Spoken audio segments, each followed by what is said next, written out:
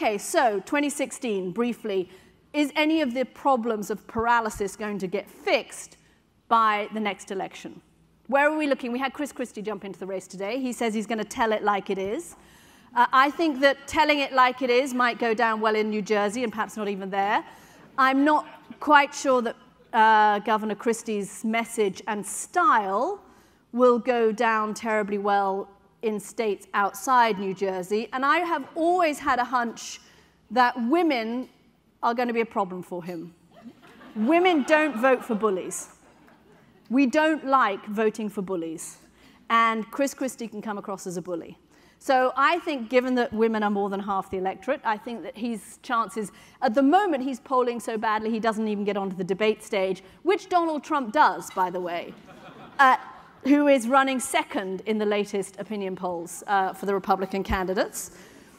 But we will gloss over that. I'm just, I have to say as a political reporter, I'm just longing for that debate where he stands up there and tells somebody else they're fired during the course of the debate, because how else is Donald Trump going to manage a debate stage like that? I think you still have to look. Marco Rubio, I find, is very impressive. He may be a little young, and the country may be feeling a bit jaded by first-term senators who become presidents.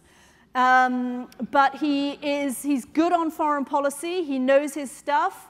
He's good on economic issues. He's done his research. He's put his time into understanding the issues. So I would have thought, I mean, there's, ironic about, the two Florida candidates, but I think he will give the leading candidate, Jeb Bush, a run for his money.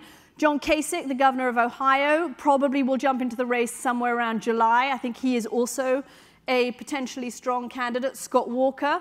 I was with Ted Cruz this morning on Morning Joe. I don't think he manages to bring the establishment with him, nor does Rand Paul, who's one of the most interesting politicians, by the way, that I've ever interviewed in America, because he says what he thinks, which is, I can tell you as a person that interviews politicians, that's rare in itself. Again, I can't see him bringing the establishment of the party with him. So it's a wide, wide open field on the Republican side, with a lot of talent there and a deep bench. I think if I had to put my money somewhere, I would probably say at the moment Jeb Bush, who is leading in most of the polls, didn't have a great campaign at the beginning, but has raised a lot of money, has a good track record from Florida from his time as governor. He seems at the moment to have most of the momentum and the edge. And, I'm going to be covering the 2016 campaign. It's kind of like crack, right? Jeb Bush against Hillary Clinton. I mean, you got rid of us for this stuff, didn't you? I mean, wasn't that what that was really all about, that you wanted an end to dynastic politics? Really? And we're going to go back. I interviewed Jeb Bush, and I did say this to him, wouldn't it be weird, another three Bushes, three presidents from the same family?